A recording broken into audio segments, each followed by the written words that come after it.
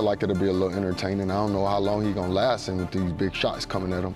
But hey, only time will tell. You know, I'm not here to hype that shit. Not even my business. That's somebody else fish to fry. Yeah. You know, I got my own fish to fry. Terence Crawford is not going to do anything with Canelo Alvarez. Terence Crawford, yes, he's good. He's a 4-division world champion, 2-division undisputed, but he couldn't even hurt Madrigal. Is that they think that Canelo is easy work because of the fact that he's flat-footed and he just kind of like, he does basic, I would say. He has basic skills, but he's really good at those basic fundamental. Jermell Charlo breaks down why he believes Canelo Alvarez will beat Terence Crawford. He explains that the key factor is how long Crawford can endure the heavy shots coming his way.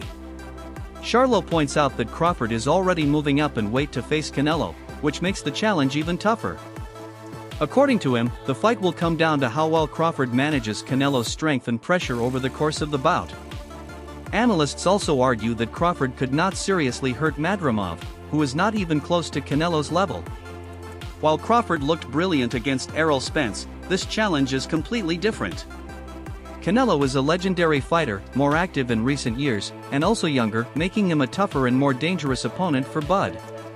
They never got in the ring with anything like a Terence Crawford. They never got in the ring with a former champion, with an elite fighter. And he couldn't hurt. He couldn't hurt Madrimov. Canelo Alvarez is no Earl Spence, ladies and gentlemen. I know that some of y'all are hyped because what Terence Crawford did an incredible performance and an incredible job versus Earl the True Spence that was supposed to be the big fish, and he turned the big fish into tuna fish on your outline, on your local supermarket. Canelo Alvarez is not Earl Spence, my brothers. Canelo Alvarez is not Amir Khan. Canelo Alvarez is not Kilbrook. Canelo Alvarez is not Gamboa. Canelo Alvarez is not Felix Diaz. Canelo Alvarez is not Sean Porter. Canelo Alvarez is none of those guys, ladies and gentlemen. Canelo Alvarez is none of those guys. Canelo Alvarez is not the main machine. Canelo Alvarez is Canelo Alvarez, regarded as one of the greats, and not just the Mexican greats. I don't like how y'all try to put it. Oh no, he's the best Mexican, just because you don't want to say that he's one of the greatest that ever laced him up. Canelo Alvarez is one of the greatest that ever laced him up. Has carried the sport of boxing on his shoulder. And let me say it like this: leading up to the fight, Canelo Alvarez is more active than Terence Crawford. Canelo Alvarez is more seasoned than Canelo Alvarez is more seasoned than Terence Crawford. He's younger than Terence Crawford. He's more active than Terence Crawford. His resume is better than Terence Crawford. The people that he's fought is better than Terence Crawford. He's fought every damn style. He's fought the best Russians at the time with Kovalev. He fought the best Asian in Kazakhstan and Triple G. Kelbrook explains why he favors Canelo Alvarez in a matchup with Terence Crawford. He argues that Canelo is a completely different type of fighter compared to anyone Crawford has ever faced. Brook highlights that while Crawford's victory over Errol Spence was impressive, it does not prepare him for what Canelo brings to the table. Canelo's strength, experience, and ability to control fights at higher weight classes set him apart from Spence and others. Brook believes Crawford has never faced an opponent with Canelo's unique mix of skill, power, and ring intelligence, which makes this one of the toughest challenges of his career. But I sway towards Canelo. Crawford's gonna have to, move up, and I know when I bought Golovkin, there's a big difference, especially with someone that, fighting a middleweight, a mediocre world champion is okay, but when you're fighting someone like, Canelo or Golovkin, it's a different kettle of fish, I have to lean towards Canelo, but, Crawford's very, very, very good. You think Crawford's still got the legs? Obviously, he's very much got great IQ in the ring, but he's very much a good mover as well. Do you feel like he's still got the legs to be maybe out-moving Canelo if he needs to? Well, I don't know. I think when we look back at Mayweather when he beat Canelo, he's a mover. Crawford's not really like Mayweather in that aspect. It's like he's more, he kind of sets his feet. He's cute with how he approaches, chucking shots and moving. You know what I mean? I I think it's a different fight to Mayweather, and Canelo obviously a different fighter from when he boxed Mayweather. Analysts stress that Terence Crawford may simply be too small to hurt Canelo effectively, since he is jumping nearly 3 weight classes with limited experience at 154. They compare this situation to Floyd Mayweather, who had already faced multiple elite names before meeting Canelo. By contrast, Crawford has only fought Madrimov at that level. Gabe Rosado adds that when fighters are used to opponents with true power at higher weights, shots from smaller divisions don't have the same effect. This raises serious questions about how Crawford will handle Canelo's strength. I think that Crawford may be too small to really impact and hurt Canelo Alvarez. He's moving up pretty much 3 weight classes, which is exactly what I said. I'm not counting 154. He had 1 fight, bro. He had 1 fight. Floyd Mayweather got more fights at 54 than Terence Crawford. Boop. Because Crawford, he fought Madrimov. Floyd fought De La Hoya, Cotto, and then he fought Canelo at 152. So you had an aging Floyd who fought more times at the higher weight class, and Bud looks to be a bigger dude than Floyd Mayweather, right? So when Floyd was 37, he moved to 52 and fought a much bigger Canelo. Crawford's 37, he fighting Madrimov with 11 fights. Not the same. It's not. I don't care what y'all talking about. The Bud Buddy's just gonna have to be mad at me because truth is truth. So that's a valid question. And again, I'll be glad when this fight's over. Put it that way. I don't care who wins. May the best man win. I hope it's a double knockout. I already told y'all. Just because I'm just over it, and I want to get back to some of the other fights. There's other fights that are interesting, and they make more sense. Like Brian Norman, Devin Haney. I'm interested in Yard versus Benavidez, etc. There's some fights we're hearing about, blah, blah, blah. So I'll be glad when this is over, to be 100% honest. There's more fights that actually fans have been requesting that matter, blah, blah, blah. But Rosado, he brought up a lot of good points. He was saying Crawford, he thinks he's too small, and he even gave his own personal experience. He said, like, I'm like 180, 190 solid, and when I fight guys that are welterweights, even if they crack and they're known for being like menacing, murderous punchers at the lower weight classes, 140, 147, them moving up, it feel like pillows when they fight me. When I get hit with their punches, it feel like pillows because I'm used to getting hit by triple. Right? He used to Triple G work. He used to Lemieux work.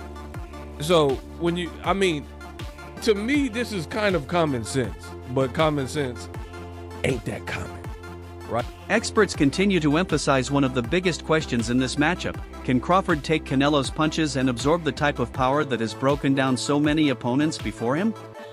While some critics say Canelo looks flat-footed and easier to deal with, analysts explain that this is misleading. His style is deliberate, based on balance, timing, and efficiency. By planting his feet and relying on fundamentals, Canelo ensures every shot carries maximum power. Crawford's defensive skills and movement may help him avoid punches for long stretches, but Canelo's patience means he eventually finds openings. The real test will be whether Crawford can stay composed once the heavy shots land. Many analysts agree the fight may not be decided by who lands more punches, but by whether Crawford's chin and body can withstand the punishment. Is Crawford gonna be able to take Canelo's punches? And is Canelo gonna be skilled enough to not keep on getting banged up by Crawford and his craftiness? It's like, the battle of two greats, you know what I mean?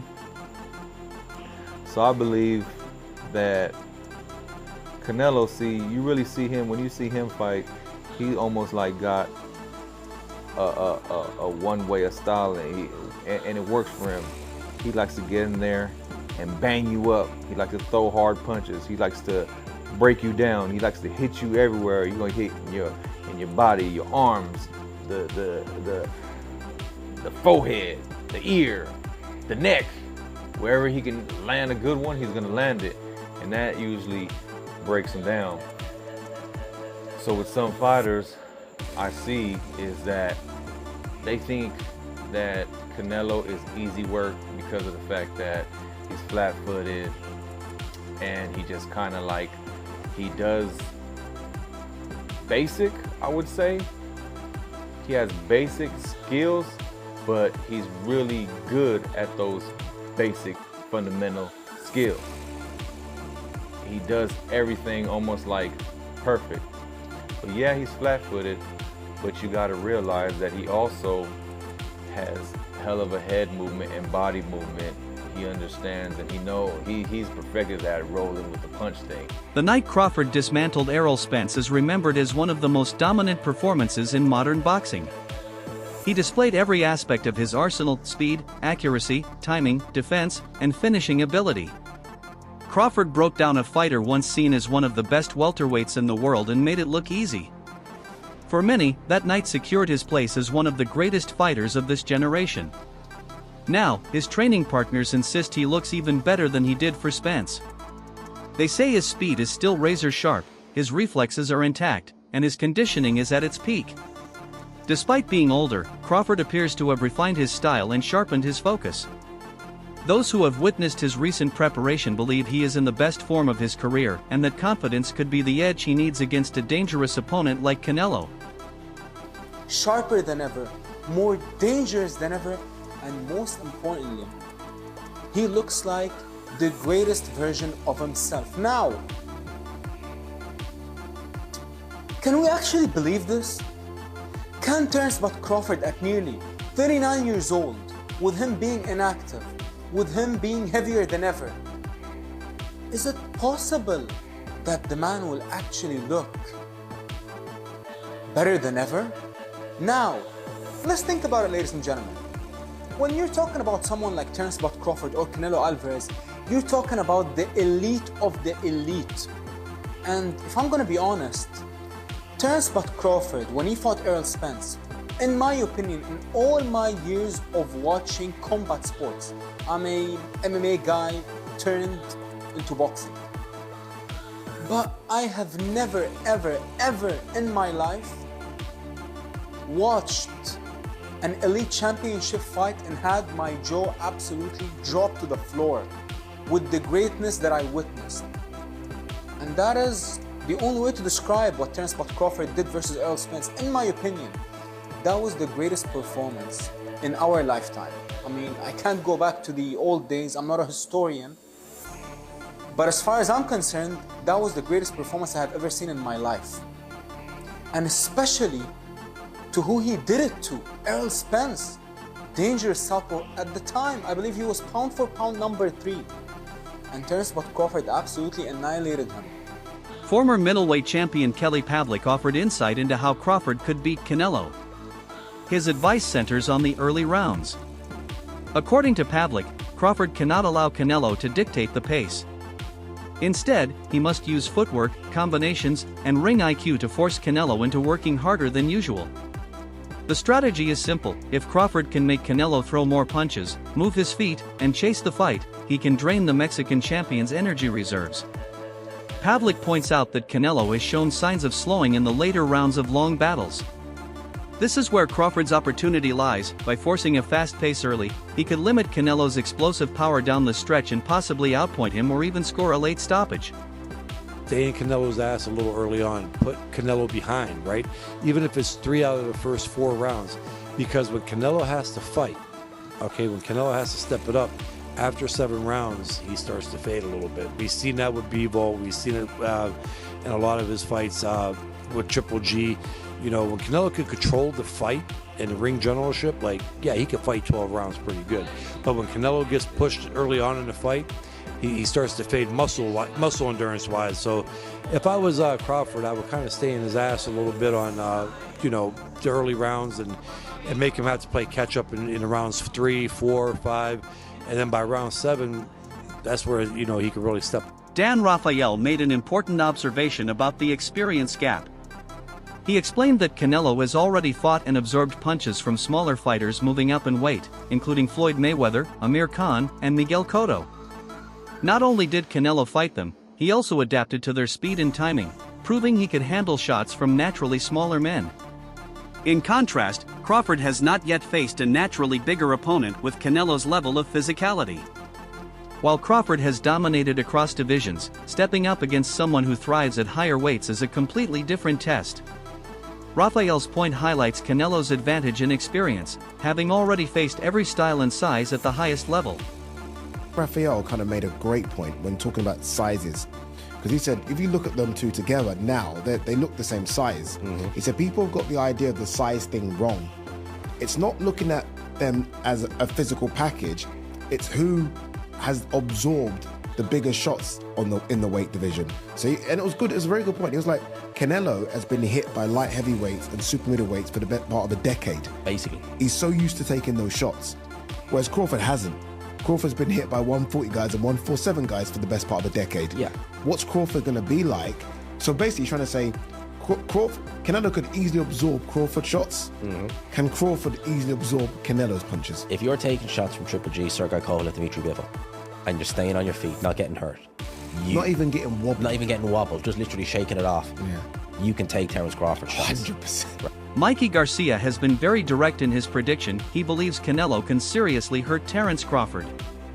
Garcia argues that while Crawford is highly skilled, his defense may not be enough to neutralize Canelo's raw power. He specifically highlights body shots, explaining that Canelo's ability to wear opponents down with hooks to the ribs and uppercuts to the midsection is one of his most dangerous weapons. According to Garcia, Crawford is a brilliant technician, but brilliance only goes so far against size and power at a higher weight. He warns that once Canelo starts connecting with meaningful punches, the fight could change instantly. Garcia's comments reflect the widespread concern that the size and power difference may simply be too much for Crawford to overcome. Takes a shot from Canelo. One of those uppercuts from Gia or those. He could get dropped, or he feels it enough to be like, fuck this, I'm boxing. And he goes on the bicycle and turns southpaw for the rest of the night.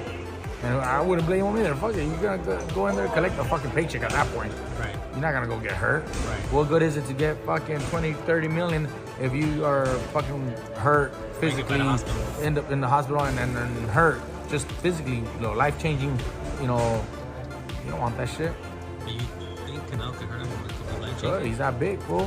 One punch could fucking knock him out bad enough to hurt his eye socket or detached retina. You never fucking know. Right. So no one wants that shit. Crawford said if he beats him, he's in the top 3 GOATs of all time. Oh, for sure.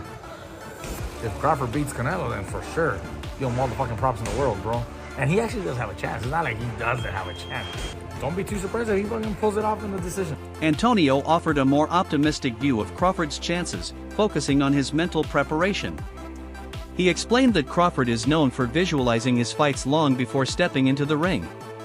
This means he already understands the challenges Canelo presents and has mentally rehearsed how to deal with them.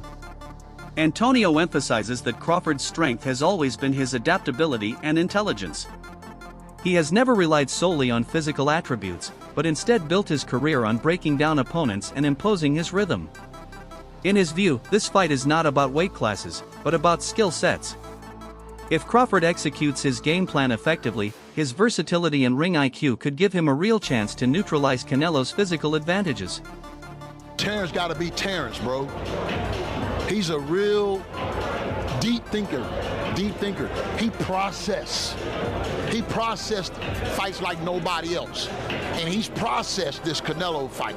He's seen it. He went through it 2 or 3 times already. He knows how this ends. You can tell the way he shadow boxes. He visualizing Canelo being right there in front of him. You understand? Look at the movement. That's all you got to do. Look at the movement. And that's the type of master boxer that Canelo is going to be facing. And the only thing I say is Canelo hasn't faced an opponent like this in a long time.